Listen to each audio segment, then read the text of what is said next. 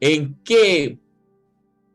Muchas gracias, Ispe. Eso quiere decir que ya estamos, pero ready, ready, ready. Recording in progress significa Dios quiere hablarte de una palabra profética. Si usted no sabe inglés, no opine, ¿ok? Esta es la 7ª vez que tiro esa tallita. Pero todavía se sacan risitas, todavía se saca algo de risa, sí, sí, sí. Amigos, quiero saber qué han estado hablando del Apocalipsis, pero quiero que me muestren sus Biblias y sus cuadernos. ¿Dónde están? Por favor, si me los pueden mostrar para saber. Ahí Isbe tiene su cuadernito, sugiero. Ahí está el Toño con su Biblia, Reina Valera. Ahí la Milka sacó una pascualina, que supongo, supongo que Mi es una Biblia de Biblia. púlpito. Ah, ya, perdón. Perdón, parecía una pascualina, me equivoqué. Está bonita. Ya, y vamos a recapitular porque hemos visto varias cosillas. Todavía no terminamos el capítulo número 1 de Apocalipsis y ya hemos estado, y esta es la 4ª clase. De hecho, hoy terminamos el capítulo 1 y partimos el capítulo 2. ¿Qué vieron la semana pasada o sea, la semana antepasada la mesa pasada, perdón, con Josué? Alguien que recuerde, algo que le recuerde, alguna cosa les quedó de aquella enseñanza. Si no, vamos a tener que evaluar a Josué. Josué dijo lo mismo en su clase y yo te vi. Estoy copiando tus palabras. Algo de la semana pasada. Mentira, yo vi, amigo. ¿Tú te acuerdas? Sale, por favor, Alessandra. Fui al cine a ver Avatar en 3D. Fuiste al cine a ver Avatar en 3D. No me conecté. Estaba buena la película. Yo pensé que se había conectado. ¿Verdad que Avatar volvió al cine? Bueno, va a salir la otra. Entonces, Alexandra no se conectó, pero supongo que se puso al día. Ya. ¿Quién recuerda? ¿Quién recuerda de lo que estuvieron hablando con Josué? Algo. Yo recuerdo el versículo 10. Decía, yo estaba en el Espíritu. Estábamos hablando de que Juan estaba en el Espíritu, pero en otras versiones nos dice estaba en el Espíritu. ¡Qué buena! Hicieron una comparativa de versiones. Muy bien, Toñito, una máquina. De hecho, yo como también hice la tarea y vi la clase de Josué, también estaba hablando de cómo Juan también intenta traducir aquello que está viendo. Eso decía Josué, que nosotros tratamos de poner en lenguaje humano a aquellas cosas que a lo mejor no son tan humanas, ¿no?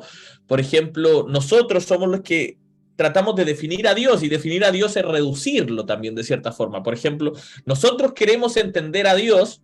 Cuando entendemos a Dios, tratamos de ponerle un género, por eso decimos Dios es hombre. Pero Dios no se reduce a los géneros, ni masculino ni femenino. De hecho, hay mucha gente que le escandaliza si es que alguien dice que Dios es mujer.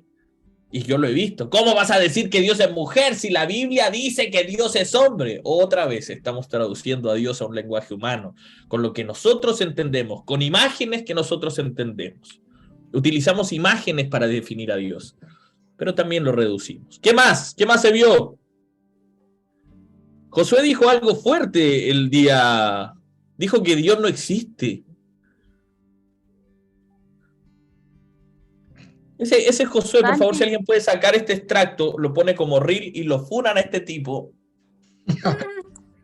Yo me acuerdo de eso. ¿Quién se acuerda de eso? Yo. Es que lo que pasa es que el Coto hablaba de que nuestra mente es tan finita que no cabe como para describir realmente como qué es Dios. Por eso decía que Dios como que no existe, porque no hay como una explicación como lógica que caiga en nuestra cabeza. Es como que eso es lo que entendía. Muy bien, eso entendió. Pero recuerden, bueno, igual podríamos funar a Josué igual, así como por deporte. Josué dice, Dios no existe. Dios no está muerto. No, él dice, Dios no existe. O sea que el escritor de la película Dios no está muerto está refundiéndose ahí diciendo cómo yo hice toda una película para explicar que Dios no está muerto y tú dices que Dios no existe. Gracias, Josué. Perdón, Mariluz. Dice, de hecho, mi hijo José Pablo me dijo recién, Josué dijo que Dios no existe. Es lo que más le quedó, ¿viste? Le asombraste, lo traumaste. ¿Pero por qué Dios no existe? Simplemente porque nosotros decimos que la existencia está predeterminada por un principio y un fin. Y como Dios no tiene ni principio y Dios no tiene fin, no es la existencia que nosotros creemos.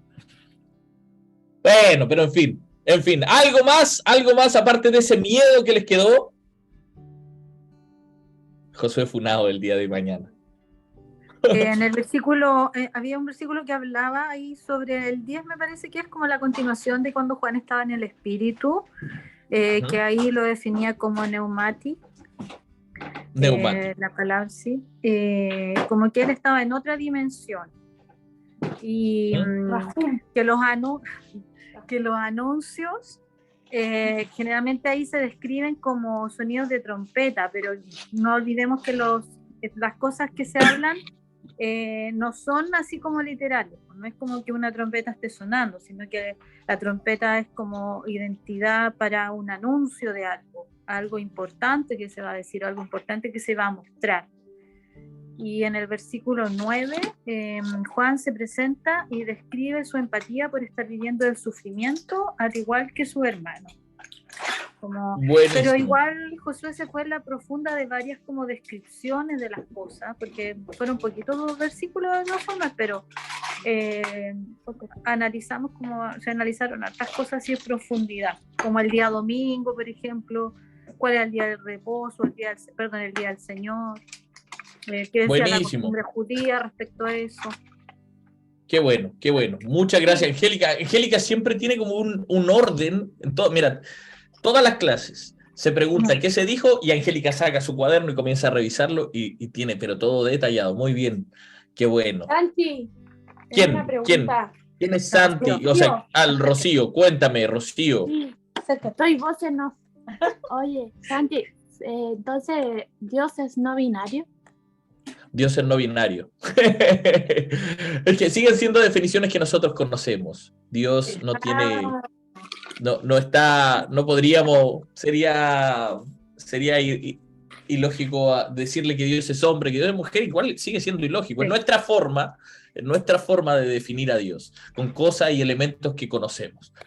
Pero es bueno hablar de eso, es bueno hablar de estas imágenes. Pero ahora, mira, cuando Josué analiza el texto que está en el Espíritu, bueno, ahora vamos a ver otra mirada de eso. Quiero hablar de la apocalíptica en general desde otra mirada, no solamente de una mirada de otra dimensión, sino de una mirada incluso hasta mucho más racional. Y eso es lo bonito, lo rico. Así que vamos a empezar. Primera de Apocalipsis, casi digo. Apocalipsis 17, o sea, Apocalipsis 1, perdón, 1 del 17 al 20. Vamos a Apocalipsis 1 del 17 al 20. Si Luquita me puede hacer el favor, en lenguaje Reina Valera, porque yo creo que a ti te queda hermoso el lenguaje Reina Valera, amigo, no por otra cosa. Reina Valera, entonces. Reina Valera, o sea, Apocalipsis, no sé qué dije. Apocalipsis 1, 17 al 20, por favor, Luquitas. Ya. Dame un segundo que estoy con NTV. Ahí, ahora sí. Apocalipsis 1 del 17 al 20. Voy entonces. Cuando le vi, caí como muerto a sus pies, y él puso su diestra sobre mí, diciéndome: no temas, yo soy el primero y el último, y el que vivo y estuve muerto, mas he aquí que vivo por los siglos de los siglos. Amén. Y tengo las llaves de la muerte y del Hades. Escribe las cosas que has visto, y las que son, y las que han de ser después de estas. El misterio de las 7 estrellas que has visto en mi diestra, y de los 7 candeleros de oro. Las 7 estrellas son los ángeles de las 7 iglesias, y los 7 candeleros que has visto son las 7 iglesias. Muchas gracias, Luquitas. Eso es ese es el texto que vamos a analizar el día de hoy. Vamos a utilizar toda la clase en ese texto, Apocalipsis 1 del 17 al 20. Aquí terminamos el capítulo 1. Y si te das cuenta, y Lucas, ¿puedes leer el capítulo 2, el versículo 1 nomás? Sí, claro. Por favor, dice, amigo. Escribe al ángel de la iglesia en Éfeso, el que tiene las 7 estrellas en su diestra, el que anda en medio de los 7 candeleros de oro, dice esto. Ya, se dan cuenta que es lo mismo casi lo mismo que finaliza el capítulo 1, porque está hablando de las 7 estrellas, y de las 7 iglesias, que son las 7 iglesias, y los 7 candeleros. Entonces va hablando de esto y se va decodificando sola. Pero vamos a ir al texto, porque aquí en este capítulo, en este versículo 17, vamos a ir viendo que hay algunas imágenes. Es por eso que habíamos dicho que Apocalipsis es como un cuadro, ¿no? Porque tiene imágenes que hay que observarlas, imágenes que hay que verlas simplemente, porque se utilizan estas imágenes para describir algo. Entonces vamos a ver que en este capítulo sobre todo, o sea, en este versículo sobre todo, se va a ir describiendo con imágenes, y muchas de estas imágenes son del libro de Daniel. También más adelante se va a hablar del anciano de días. Esas son imágenes del libro de Daniel. Y las imágenes se utilizan muchísimo en no solamente este Apocalipsis. Usted sabe, y habíamos dicho que habían muchos Apocalipsis. Y las imágenes son algo que utiliza constantemente los Apocalipsis. Por eso es un cuadro. No sé si recuerdan que también dijimos nosotros que los Apocalipsis surgen como una especie de catarsis emocional. ¿En qué momento surgen los Apocalipsis? A ver. En momentos de, y esto tienen que anotarlo, tienen que tenerlo clarísimo. ¿Cuándo surgen los Apocalipsis? ¿No? No estoy hablando de fechas, sino en persecución, en opresión. En eso surgen los apocalipsis. Entonces los apocalipsis surgen como una especie de catarsis emocional en los momentos donde hay crisis. Cuando hay crisis en el alma, surgen estas catarsis emocionales, surgen estos apocalipsis.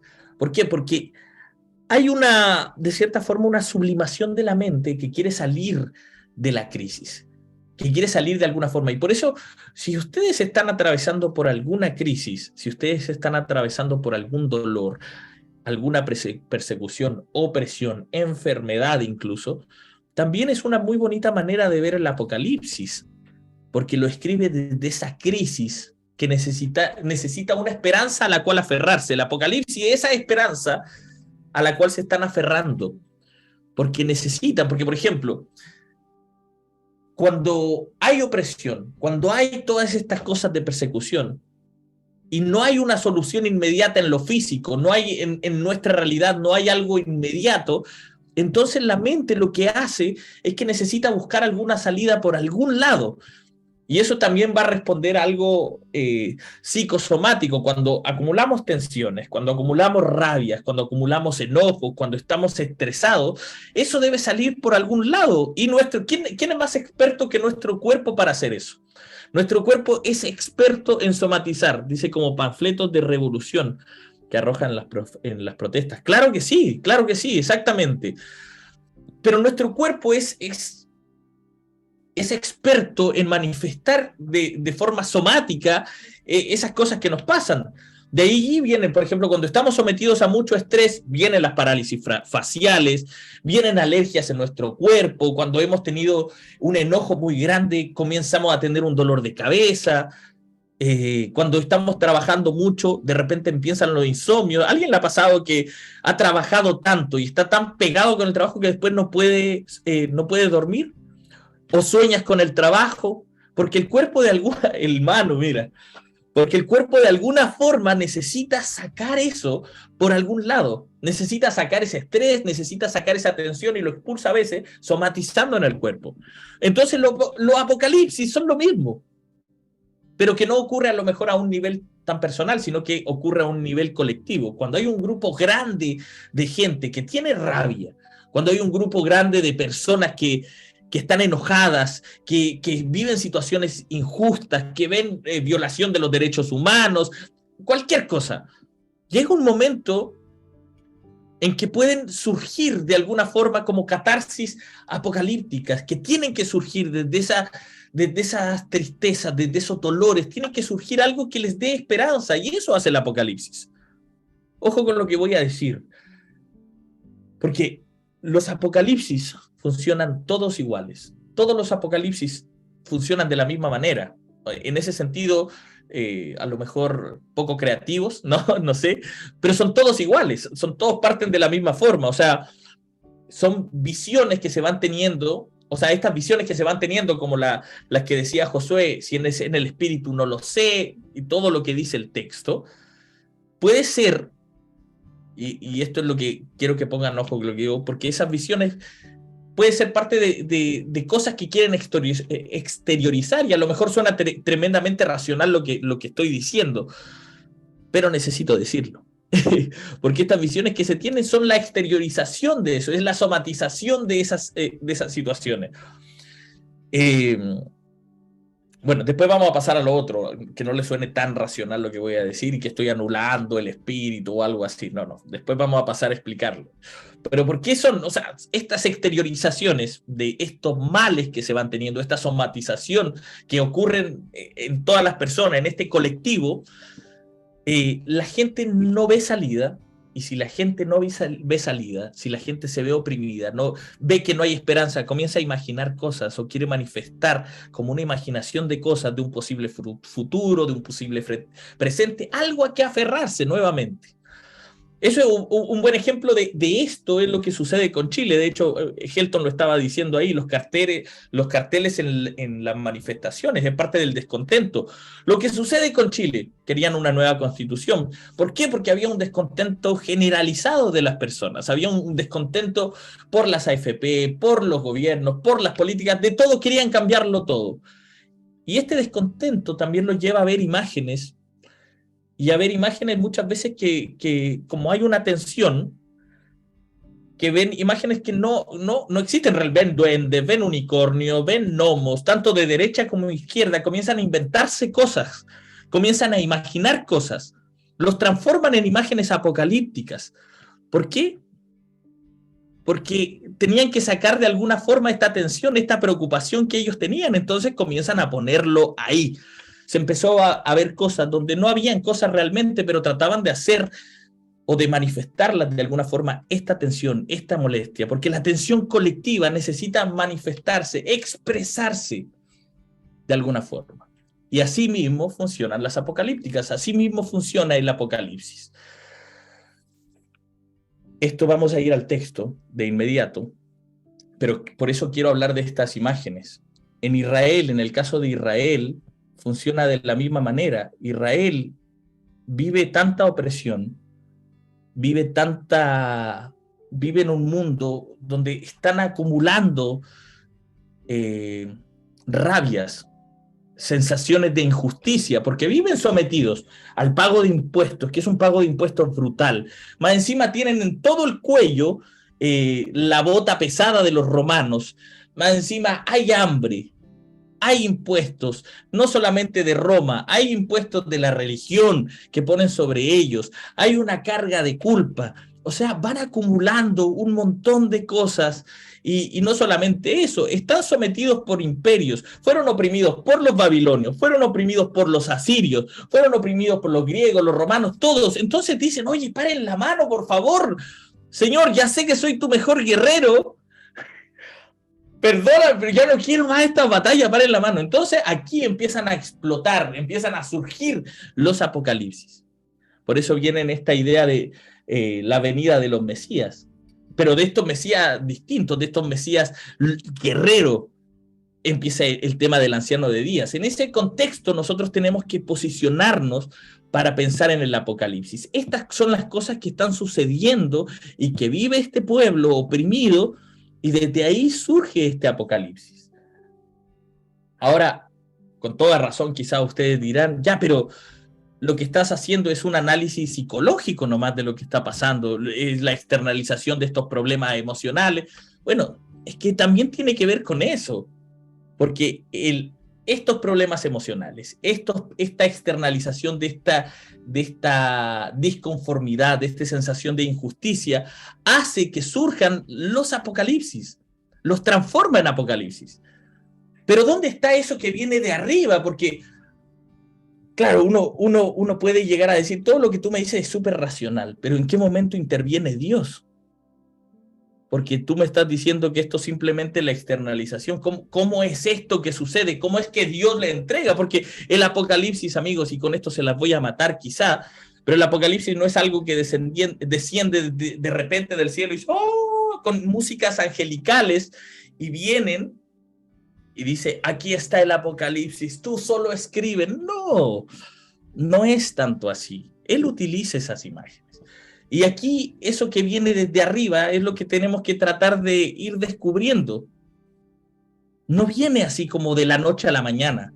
No viene como, aquí está y está listo. No, no, no, no. Vamos a ir viendo que lo que está diciendo es el autor. El autor, el escritor de este texto, tiene serios conflictos internos con las situaciones que están viviendo. Entonces son tensiones y esas tensiones se unen para dar una respuesta. Por ejemplo, la tensión del miedo del hombre, la tensión de la opresión del hombre se une con la consolación, se une con la esperanza de Dios. Entonces aquí se une lo humano y lo divino para formar esto Apocalipsis. Y les decía, los Apocalipsis son todos iguales. Todos hablan de venganza. Y esto, si quieren, lo pueden anotar. Todos esperan la venganza de alguna forma. Porque claro, se sienten tan humillados. Y ve si puedes ver las personas para ir aceptando. Ah, ya, gracias. Ahí sí. Todos esperan de alguna forma la venganza. Entonces es como, he sido tan humillado, he sido tan oprimido, nos han matado como han querido estos locos. Entonces yo necesito en un momento que se revierta la cosa, que se pare la mano y que venga Dios y que Dios nos vengue y que Dios deshaga a todos estos enemigos que nosotros tenemos por lo que estamos viviendo. Segunda cosa, también se espera un redentor, alguien que redima, algún Mesías. La idea mesiánica está presente, está viva. Esperan una guerra, esperan retribución, que eso es parecido a la venganza también, ¿no? Se espera de alguna forma justicia, sí, Valdito, exactamente. Y esta imagen de Jesús que tenemos acá en el texto bíblico, a mí me llama mucho la atención.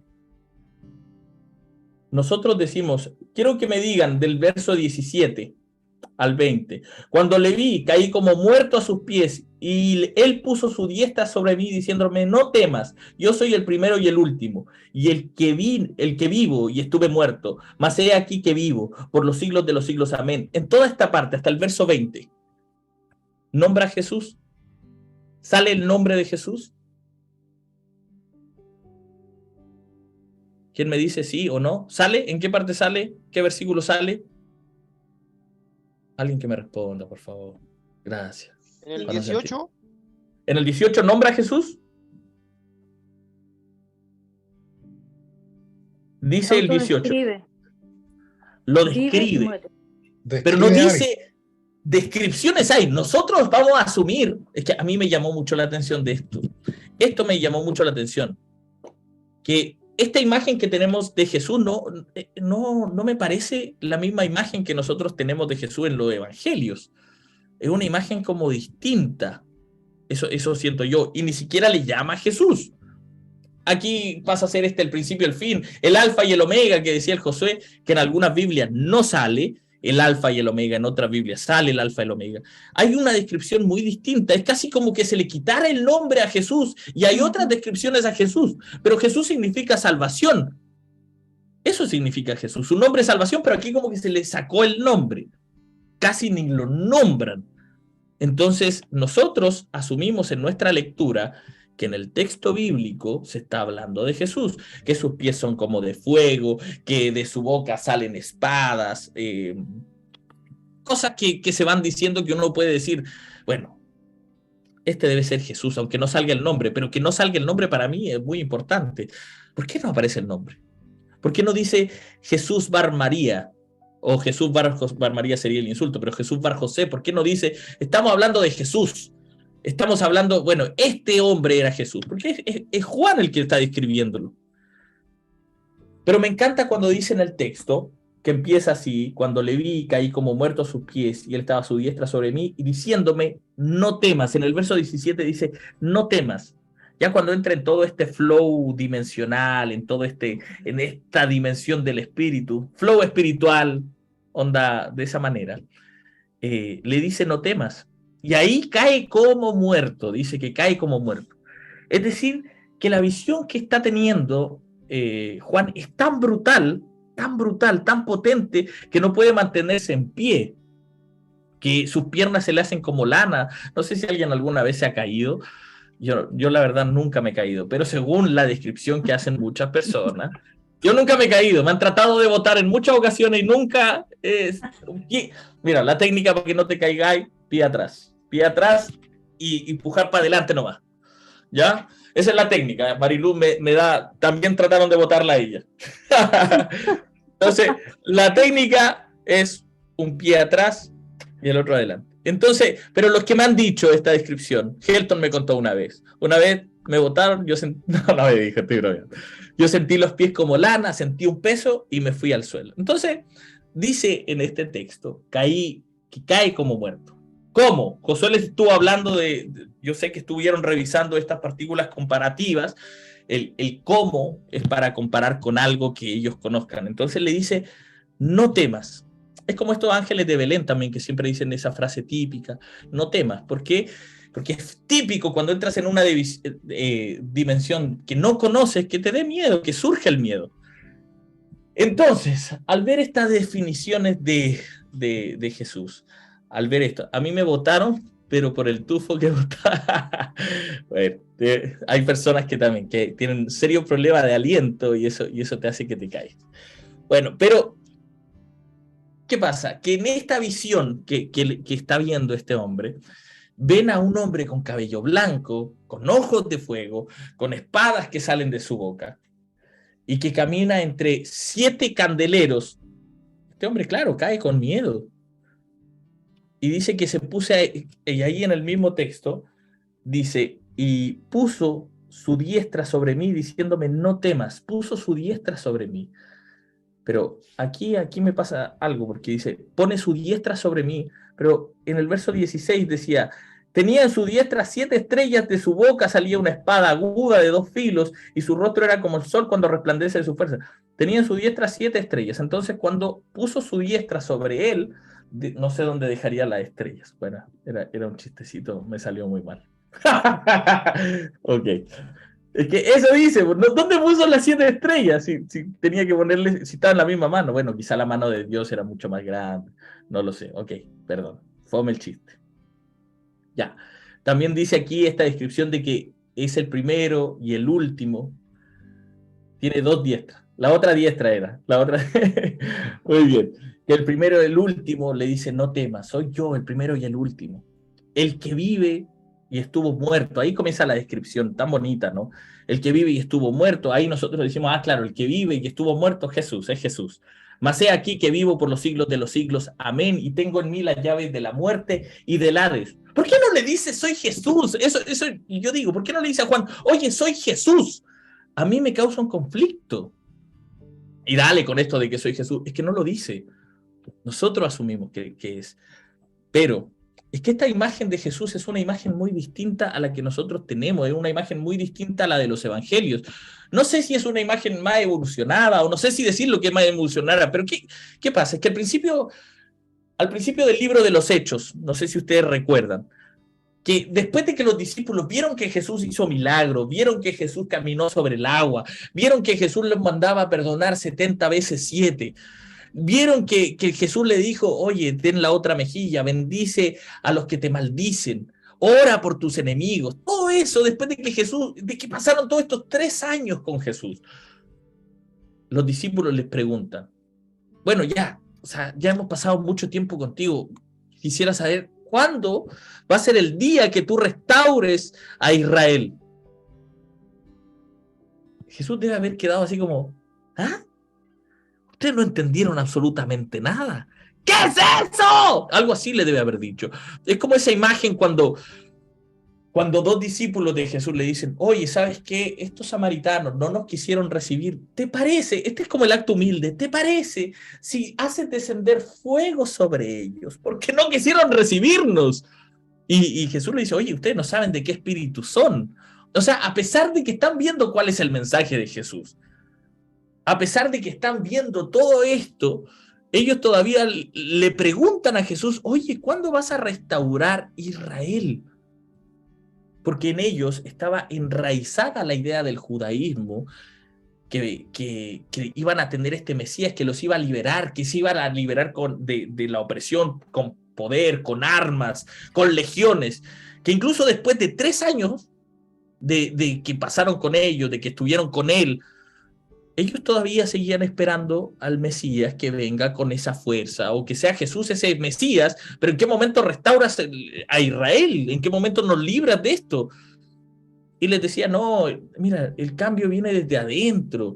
Jesús les dijo, el cambio viene desde el interior, no desde el exterior. O sea, hay algo que cambiar acá adentro. No, ellos querían que se restaure porque tenían tan enraizado en su cultura el tema de que tenía que ser un liberador político, tenía que ser un libertador como David, como este guerrero cantor. Tenía que ser este hijo de David, que tenía que ser como esos, tenía que ser este Mesías, como lo que dicen los salmos, ¿no? En el Antiguo Testamento, que atraviesa a sus enemigos, casi como que les hace un asado, y que hay descripciones muy potentes en eso. Entonces, es tan fuerte la imagen que ellos tienen tanta rabia, que no importa que hayan pasado 3 años con Jesús, al final del ministerio, se siguen preguntando, oye, ¿cuándo vas a destruir a todos estos que nos han hecho daño? Entonces no es extraño que Jesús muera, que Jesús resucite, que se vaya, y que esta idea de venganza final se mantenga en la mente de ellos. No es extraño. Ellos siguen pensando así. Hablan de amor, como muchas iglesias, hablamos de amor, pero se sigue pensando en este Dios de la ira. Jesús trató de definir nuevamente a Dios, de redefinir de alguna forma a Dios, que Dios no es un Dios de la venganza. En Isaías lo vimos una vez, leí el texto de Isaías y omite intencionalmente la palabra venganza, porque no creen un Dios de venganza. Dios no es de venganza, pero aún así ellos hablan de este amor, pero no dejan de pensar en ese Dios de la venganza, en ese Dios de la ira. Pasaron mucho tiempo con él, pero siguen pensando en ese Mesías, en este hijo de David, en este guerrero cantor. Y Jesús le dice, por ahí no va la cosa, pero aún así están, porque es tan fuerte la tradición. Es tan fuerte la tradición que es la venganza lo que ellos quieren. Y en el Apocalipsis, a pesar de que hayan pasado tantos años, a pesar de que haya sido escrito en el 95 después de Cristo, ellos ya tenían 2 enemigos en ese tiempo, más o menos, que eran los judíos ortodoxos. Por un lado tenían a estos judíos ortodoxos que se habían radicalizado y toda la cosa, y que los perseguían porque eran heréticos, etcétera, etcétera. Y en otro lado tenían a los romanos que miraban diciendo, ¿y estos tipos quiénes son? Entonces a los cristianos les comienza a ocurrir lo mismo que le estaba ocurriendo a los judíos, ese sentirse presionados, ese sentirse oprimidos. Y Domiciano, el emperador de turno en el cual fue escrito este Apocalipsis, no le hacía mejor, o sea, no era mejor en la época, porque empieza a perseguir a algunos cristianos que eran sedicientes políticos, como sedicientes políticos. Entonces empiezan a seguir muriendo de una manera cruel. Y aquí nosotros, en nuestro cristianismo, en general esperamos la ira de Dios. ¿Han cachado? En general nosotros tenemos esa idea de que la gente tiene que irse al infierno, tiene que quemarse ahí, tiene que pagar y tiene que morir quemándose y sufriendo hasta el final de los días porque fueron malos. A mí me cuesta creer eso. A mí, esto ya en lo personal. Pero estoy hablando de esta imagen de Jesús, ¿no? De esta imagen que tienen. Por eso no menciona a Jesús. Y lo mencionan como un Jesús así como grandote, como un Jesús así como bien musculoso, me tinca a mí a veces de repente, como con harto poder, el alfa, el omega, estas palabras que utilizan. Exactamente esto mismo pasa con el Apocalipsis. Esto mismo que nosotros decimos en nuestro cristianismo. O sea, queremos tanto a este Dios de amor, pero también necesitamos su ira para aquellos que se han portado mal. Queremos que sean castigados. Pero tú le preguntas a un cristiano, si tú le preguntas ya en la sinceridad, en la íntima, oye, ¿tú crees eso? Te va a decir que del infierno y todo, ¿tú crees eso? ¿Que la gente debe ir? Sí, claro que sí. Pero en el fondo no sé si estarían tan dispuestos a consentir algo así en la vida. Eso pasa con el Apocalipsis. Por un lado, el hecho de decirlo, de escribirlo, de contarlo, es una especie de catarsis, de sacarlo. Es como esos correos, el Apocalipsis para mí es como esos correos que uno manda enrabiado, ¿han cachado? Uno escribe un correo enrabiado y comienza con estimado, miras, y comienza ahí, mira, tonto, y y lo escribes, lo redactas, y después lo borras completo, y dices, no, mejor no voy a decir esto, o como las peleas de Facebook, esas peleas en Facebook que tú dices, oye, ¿cómo va a pensar este loco? Y yo he redactado una respuesta así, digo, con esto lo mato, y después digo, no, pero me hizo tan bien redactarlo, porque el hecho de decirlo, el hecho de escribirlo, ya es un acto liberador. Ya es liberador el hecho de tenerlo escrito ahí, de haberlo puesto por escrito. Es como el salmista cuando dice, oye, que tus hijos, es como esta venganza que espera el salmista, dice, espero que tus hijos sean esclavos y que tu esposa también sea una esclava, que te maten y que maten a tu descendencia. Y si uno le hubiese preguntado al salmista, oye, ¿de verdad quieres eso para esas personas? Quizá el salmista te diga, sé que no quiero eso para esas personas, pero tenía que decirlo, tenía que de alguna forma manifestarlo. ¿Por qué? Porque esto le provoca esa catarsis de decirlo, es como soltar, como liberarse. Yo no sé si todos los que creen en el apocalipsis quieren ver un metro de sangre así, un metro de sangre en su casa y que todo esto, y que la gente muere y que la gente sufra. Quizá no, pero el hecho de que esté escrito ya provoca esta catarsis emocional, porque cuando lo escribe ya va sanando. Y después viene, tengo las llaves de la muerte y el Hades. Y es interesante aquí porque Jesús, vamos a decir que es Jesús, ¿no? Aunque no lo diga que sea, vamos a decir que es Jesús, pero no lo dice. Dice, son dos palabras griegas esta muerte y Hades, utiliza dos palabras griegas, Tánatos y Hades. Y estas eran dos deidades griegas, Tánatos y Hades eran dos deidades griegas que aparecen allí en el texto. Entonces lo que está diciendo también podría ser una explicación. Yo tengo el gobierno sobre Tánatos y Hades, yo tengo el gobierno sobre estas deidades, sobre sus dioses griegos, pero también, aparte de ser dioses griegos, eran lugares. Tánatos, que sería esta muerte, y Hades, que sería el Sheol en el texto hebreo. El Sheol, repite conmigo, Sheol. Entonces, uno puede decir que Dios tiene o Jesús tenía este control sobre estas mitologías griegas, pero también puede ver como una comparación al texto hebreo, el Hades, el Sheol, era el castigo. Entonces tiene eso. Después dice, y escribe, dice el 19, escribe las cosas que has visto y las que son, y las que han de ser después de esta. O en otras versiones dice, escríbelo en un rollo, o escríbelo en un libro. No sé qué dice, ¿alguien tiene eso que diga, escríbelo en un libro? ¿O en un rollo? En alguna de sus versiones, ¿no? Ok, gracias. Gracias. Vamos a continuar. Entonces, después viene el texto 20, con esto ya vamos terminando. El misterio de las 7 estrellas que has visto en mi diestra y los 7 candeleros de oro. Las 7 estrellas son los ángeles de las 7 iglesias y los 7 candeleros que has visto son de las 7 iglesias.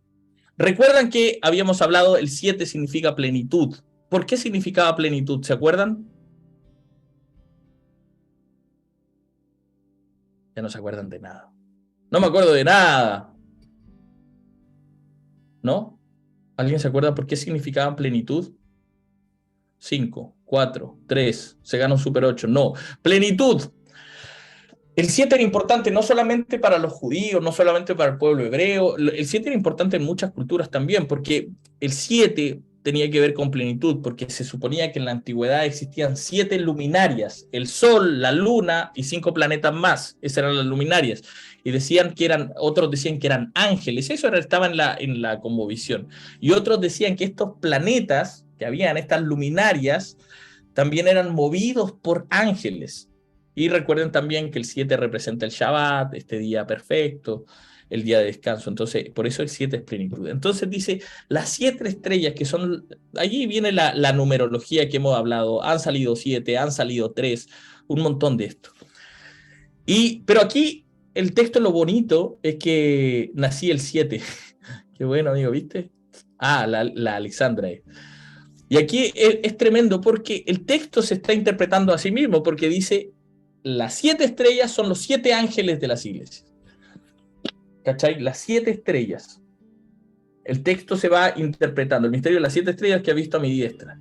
Los 7 candeleros de oro, las 7 estrellas, son los ángeles de las 7 iglesias. Y los 7 candeleros que has visto son las 7 iglesias.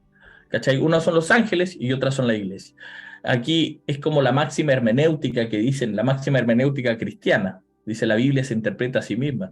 Es la máxima hermenéutica cristiana, no judía, por si acaso. Entonces, estos 7 candeleros son las 7 iglesias.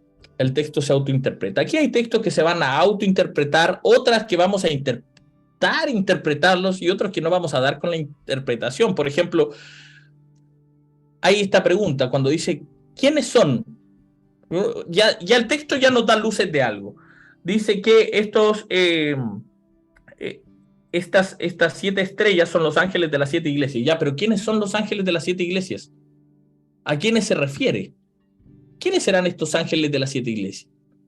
Y ahí ya se nos empieza a complicar. ¿Saben por qué? Porque hay 8 teorías, al menos 8, que dicen quiénes son los ángeles de esta iglesia. Y ahí ya nos vamos dando cuenta de una cosa, que no está fácil, que no es fácil interpretar esto. Y hay que tomar una decisión, en el fondo. Bueno, mira, los pueblos, es que van a haber 8 teorías, van a haber 8 creencias. Y aquí nosotros vamos a tener que tomar la decisión de cuál creer. Pero esto es una creencia. Y una creencia no es superior a otra. Un profesor decía que toda creencia es una decisión. Y por lo tanto, ninguna decisión es superior a otra. Ninguna creencia es más que otra. Eso en términos personales, por supuesto, es una decisión. Tenemos que ver en qué creer. Hay un libro de Antonio Bentué que dice mi opción creyente. Entonces, es en qué decidimos creer. Y aquí está lo complicado. Nosotros tenemos que tomar una decisión en qué vamos a ir creyendo. No sé si a ustedes les ha pasado que se encuentran con estas personas que dicen, hay una urgencia. La urgencia es que tú aceptes a Jesús en tu corazón, que creas como el Señor y Salvador de tu vida. Hay una urgencia. Es urgente porque si no todos se van a ir al infierno. Si no aceptan a Jesús como su Señor y como su Salvador, todos se van a ir al infierno y se van a quemar en el infierno. Dicen, esto es urgente, el mensaje urgente. Pero van al cine. Pero van a la playa, toman vacaciones. Están bacán. Viven su vida de manera relajada, de cierta forma. No estoy juzgando esa vida. Pero no es urgente entonces. ¿No era urgente? Las personas se están yendo al infierno, ¿no es urgente entonces? Entonces, no hay tanta urgencia como dicen que hay urgencia en eso, ¿no? Pienso yo. Entonces, hay creencias, chiquillos, que son irrelevantes mientras no se manifiesta en el plano real, mientras no se hacen vida. Cuando una creencia no hace nada, no sirve de nada. Que me digan, no, es que esto es así, porque así lo dice. No me importa. Antes con el Josué nosotros nos pasábamos peleando con los calvinistas, con los reformados. Y dábamos las medias explicaciones, les dábamos las medias respuestas, porque esto no, es que el Señor es así. Y el Señor es esto y el Señor es esto. ¿Y qué tiene? O sea, no me hace nada. Es parte de lo que tú crees, pero esa creencia no me provoca nada, no me lastima en lo más mínimo. No es superior a lo que yo creo. Porque una creencia es irrelevante mientras no se manifiesta en el plano real. Lo superior no es la creencia. Lo superior es cuando esa creencia se manifiesta en el plan ético. Cuando hay un beneficio para el mundo, como ayuda, como auxilio. Ahí es superior. ¿Cachai? No con el creer simplemente. Es que nosotros hemos elevado este tema del creer a un podio donde demasiado alto en realidad. Lo que importa no es que tú creas, sino cómo se manifiesta esa creencia. Entonces, hay ocho alternativas en este texto. Yo les voy a decir algunas. Hay otro texto que dice, no sé si ustedes lo han visto, que dice, cree en el Señor Jesucristo y serás salvo tú y tu casa, según lo que estamos hablando, ¿no? Y uno dice, claro, si yo creo, por ende, yo estoy seguro que ellos van a creer, o sea, que los otros van a creer. Así lo entendemos usualmente el texto, y no significa eso. No significa para nada eso. Lo que dice es que si tú crees, la condición, la exteriorización de tu fe, de tu creencia, va a beneficiar a los de tu casa, porque les va a traer salvación. Si tú crees que Jesús es la salvación y es la liberación, entonces los que te rodean deben ser liberados y deben ser salvados. Si no ocurre eso en tu creencia, simplemente es una creencia y no es superior a nada, no hace nada, no importa. No es nada más que eso, una creencia. Y aquí en esto, ¿quiénes son estos ángeles de las 7 iglesias? Hay alguna alternativa. Unos dicen que son los obispos de las iglesias, otros dicen que son los presbíteros. Unas más locas dicen que en el cielo hay 7 iglesias y esas 7 iglesias tienen un ángel a cargo. Otros dicen que el ángel es un ángel de la guarda de cada iglesia, etcétera, etcétera, etcétera. Entonces te das cuenta que van a haber muchas creencias sobre un tema y nosotros tenemos que tomar la decisión de qué creemos. Pero cuando se hace importante nuestra creencia es cuando nosotros hacemos manifiesta esto, cuando nosotros le hacemos vida en las cosas que hacemos. Que tú creas en Jesús, en un Jesús de amor. Si tú no amas, da lo mismo. Da exactamente igual. Amigos, aquí terminamos el texto y después empieza las 7 luminarias, los 7 ángeles de las 7 iglesias, parte el capítulo 2 de la misma forma. Pero hemos visto que hay teorías sobre estas, hay creencias distintas sobre esto. El 7 tiene que ver con plenitud, vuelven a salirnos numerologías. Tenemos que ver y revisar nuestras creencias, cómo las hacemos manifiestas. Hemos visto al Apocalipsis como esta catarsis colectiva. Esto de estar en el Espíritu también es una forma de manifestar, de hacer exterior, de exteriorizar lo que ellos están viviendo para agarrarse y aferrarse a algo que les dé esperanza. Por alguna parte tiene que salir. Eso, amigos. ¿Les parece si oramos? Oramos para terminar. Terminamos el capítulo 1, vamos al capítulo 2, 1, y la próxima semana nosotros vamos a tener que ver el mensaje a las 7 iglesias. Así que la próxima va a ser el mensaje a las 7 iglesias. Justo abrí sin querer es lo que mandó el Luquitas. Ahí están los mensajes, Luquitas lo mandó ahí. Pero oremos. Papito, te damos gracias por este tiempo, gracias por poder abrirnos la cabeza al pensar distinto. Ayúdanos a leer nuestra vida también desde una mirada esperanzadora, a qué aferrarnos. Ayúdanos incluso a hacer nuestras catarsis colectivas con las personas. Ayúdanos a dejar de tener simples creencias y nada más, sino a hacer manifiesto lo que creemos. Si creemos en el amor, manifestemos el amor.